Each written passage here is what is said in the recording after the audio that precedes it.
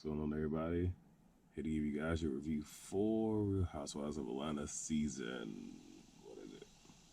12, episode 2. Let's pour me a drink right quick. In case y'all wonder.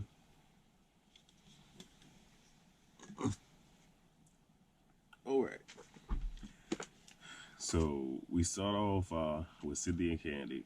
Candy is talking about, well, they're at a restaurant, I should say. Candy is talking about touring and is even talking about, I guess, where the new baby is going to sleep, all that good jazz.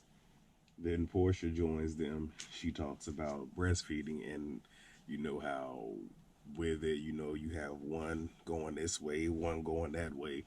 It's kind of funny. And I even think she said she's probably going to get, a procedure to get them back looking the right way. Candy mentions that she didn't even know the information involving Portia, Dennis, and Sincerely because she was on touring. So it wasn't until that particular moment that she found out, which kind of makes sense with some of her facial expressions.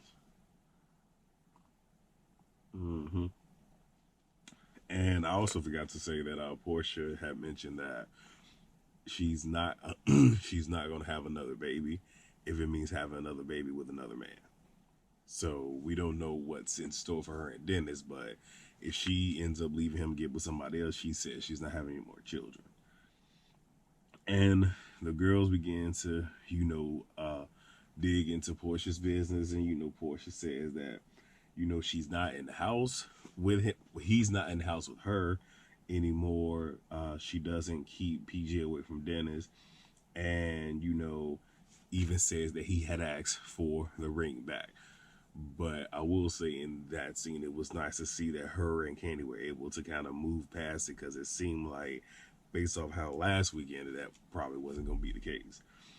You have Eva. She's a Dish Nation. Cynthia calls and tells her she was a topic of discussion after she left from Kenya's, and I said birthday party last week. It wasn't a birthday party. It was a sip and see or whatever the hell you want to call it.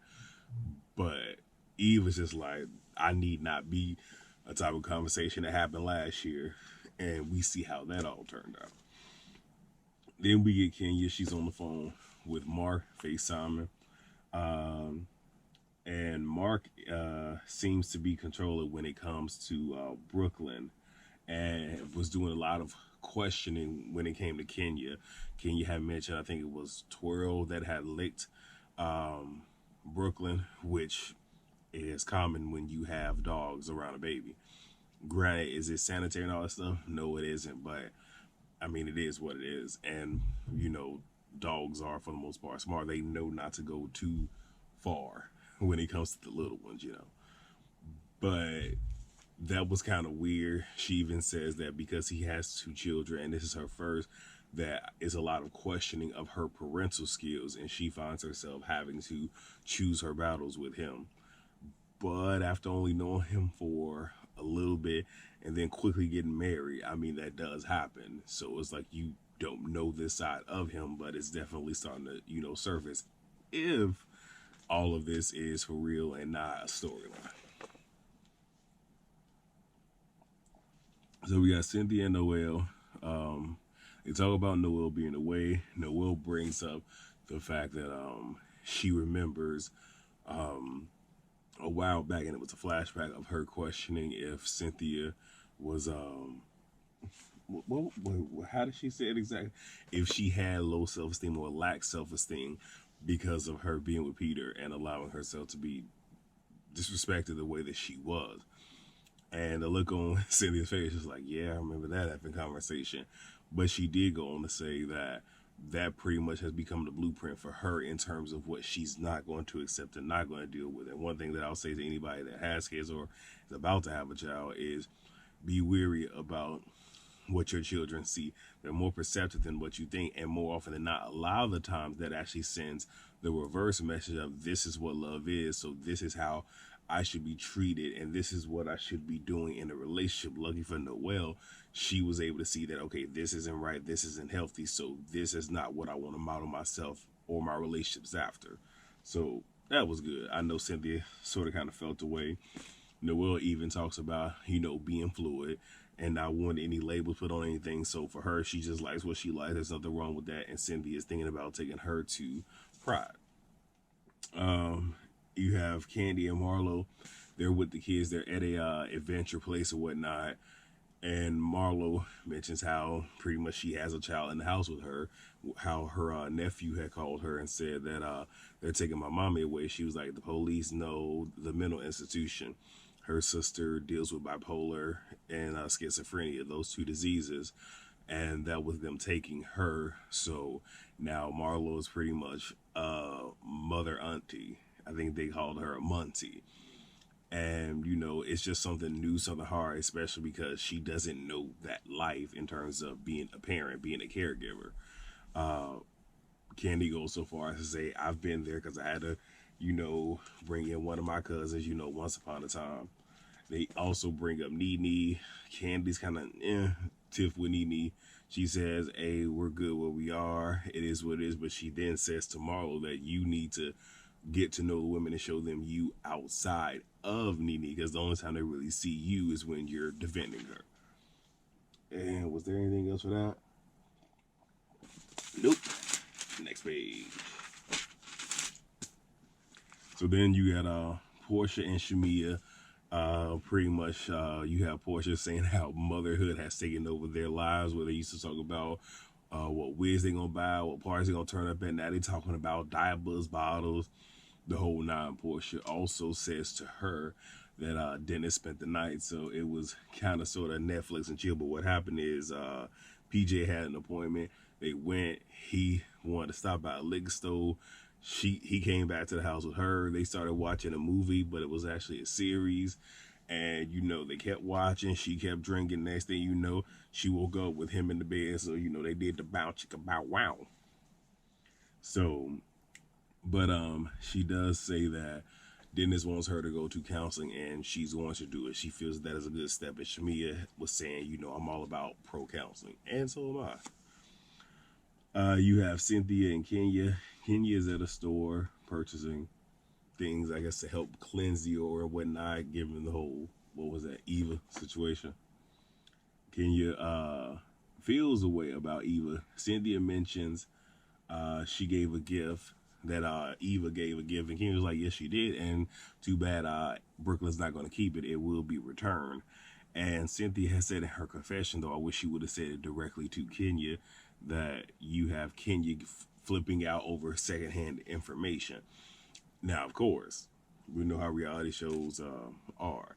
So, of course, we got to keep some of this mess going, because the simple solution would just be, since Cynthia's friends with both of them, just put their ass in a room, let them sit down, she be the mediator, and they squash this shit. But, of course, it's going to get drug on, because we need that drama. And as of right now, Eva really doesn't have a storyline except for being pregnant. So, yeah. I think that was it. Oh, and Kia is upset that Cynthia is sticking up for Eva, and she feels that it's the whole Nene thing all over again. The difference is, in this particular situation, Cynthia knows Kenya more than she knows Eva, but, Cynthia's one of those get along to get along. So now we have Cynthia, Eva, and Candy. Cynthia is picking out a dress for Pride. They bring up how they will respond to seeing Nene when it comes to Pride, and we get to see Nene next episode. It probably doesn't seem like a whole lot, but we get to see her next episode, and they're pretty much just like, hey, hi, like nothing too crazy, because again, Nene had a lot to say at the reunion of season 11, so there's that. Cynthia mentioned, previous one. They talk about Kenya spilling the beans and the fact that Portia did a run tell that, and Eva is upset. One, because her whole thing is, I don't know Kenya. I said it then, I'm saying now, and I'll say it tomorrow. I don't know her.